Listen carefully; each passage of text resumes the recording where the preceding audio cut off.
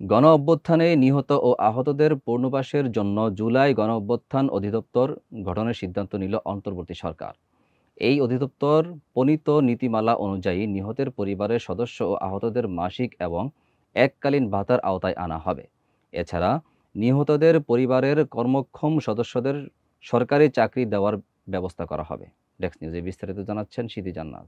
মুক্তিযুদ্ধ বিষয়ক উপদেষ্টা ফারুক আজম জানান যে অধিদপ্তর গঠনের প্রক্রিয়া চলছে এবং নীতিমালা চলতি মাসে অনুমোদিত হতে পারে। জনবল কাঠামের প্রস্তাব ইতোমধ্যে জনপ্রশাসন মন্ত্রণালয়ে পাঠানো হয়েছে। নীতিমালাটি ২৫০ পৃষ্ঠার খসড়ার ক্যাটাগরিতে আহতদের আর্থিক সহায়তা দেওয়ার কথা বলা হয়েছে। এছাড়া পুনর্বাসনের জন্য আলাদা কমিটি গঠন ও আর্থিক সহায়তা নির্ধারণের বিষয়টিও রয়েছে। অথচ জাতীয় মুক্তিযোদ্ধা কাউন্সিলর অধিদপ্তর না হওয়ার বিষয়ে সংশ্লিষ্ট কর্মকর্তাদের মধ্যে ক্ষোভ রয়েছে, যেটি দীর্ঘদিনের আলোচনার পরও বাস্তবায়িত হয়নি। হান মুক্তিযুদ্ধের প্রতীক হিসেবে শহীদদের পরিবারের সদস্যদের এবং আহতদের পুনর্বাসনের কার্যক্রমের মাধ্যমে সরকারের অঙ্গীকার পূর্ণ ব্যক্ত হয়েছে।